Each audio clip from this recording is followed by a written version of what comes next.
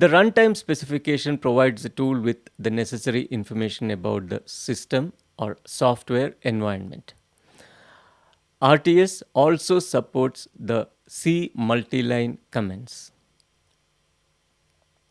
The OS specification gives information about the operating system for which the driver has to be generated and its version. The ISR spec gives information about how the ISR should be generated in the driver and requires information like whether the IRQ number is going to be shared among more than one device and whether the ISR should be split into bottom and top halves or should be a single function, etc.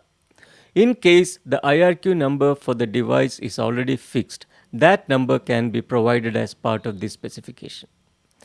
If the device supports more than one bus, then the bus specification tells the tool which of these buses should be used for driver generation.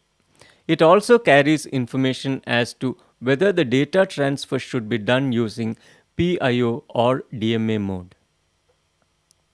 The compiler spec helps the tool to generate any compiler specific directives that are required, like the directive required for getting correct memory alignment.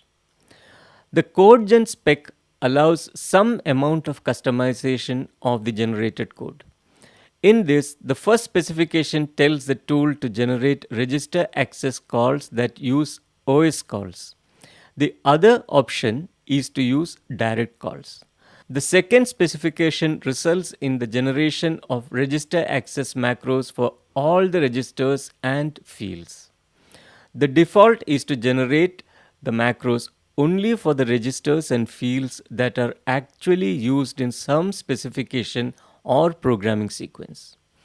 Other specifications in this spec allow the user to apply coding standards like naming convention for global variables, functions, etc. The error handling spec informs the tool how many times the driver should attempt to complete an unsuccessful operation before breaking out. A timeout condition also can be specified as part of this. The descriptor spec captures the number of software descriptors that should be created by the software. Next, a look at the generated code. The name of the file containing the driver code is usually the name of the device followed by _drv.c. In this case, it is i82567 _drv.c. All files follow the same naming convention. The _yheader.h file will contain all the necessary preprocessor directives, like the header file include directives based on the operating system specified in the RTS and device class specified in the DPS and macros. In addition to this file will contain all the user defined data types.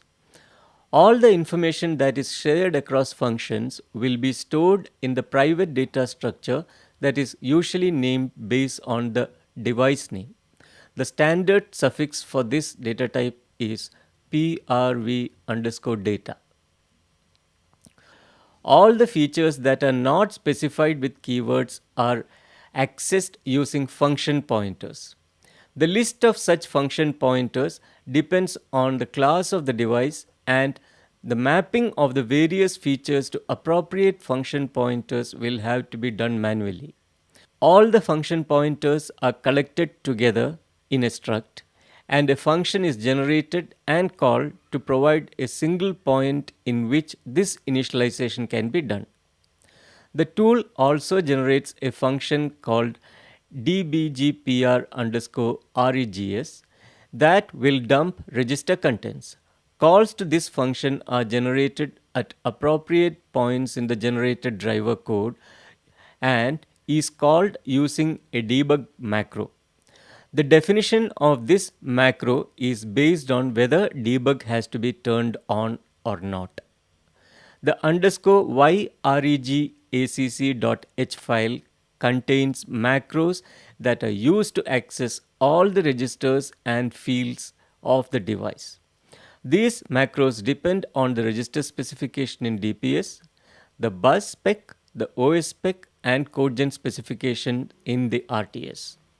In this case, the register write and register read use the IO write 32 and IO read 32 calls provided by Linux. The calls to read and write fields basically manipulate the data as required and use the register read and write macros.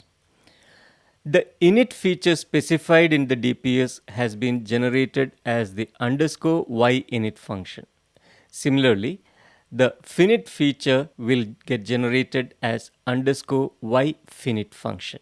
All the APIs to be provided by the driver to the upper layer, in this case the network stack, are provided to the stack by initializing the function pointer members of the net device ops structure.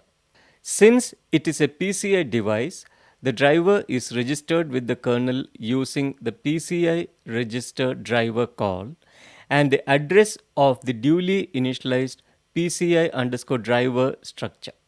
While initializing these structure members with function pointers, any function that is not being implemented in detail by the tool will be generated as a dummy function containing just some messages, as can be seen in the case of the shutdown function just below.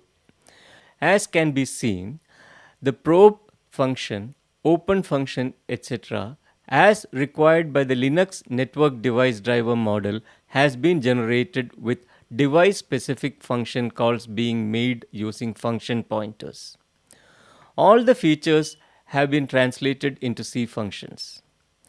The with construct in the DPS feature has resulted in a single write to the register with appropriate values set for the specified fields.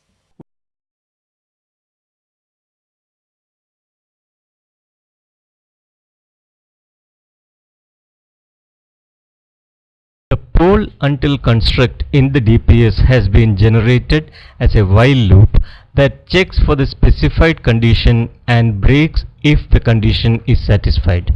It also makes use of the retry count specified as part of error handling specification of RTS. The ISR has been generated based on the interrupt spec in the DPS and the ISR spec in the RTS. The generated ISR function is usually named with ISR underscore SW sandwiched between the device name and the interrupt line name specified in the DPS.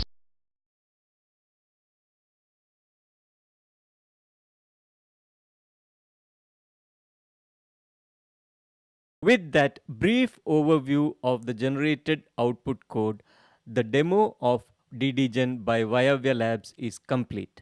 Thank you for your patience.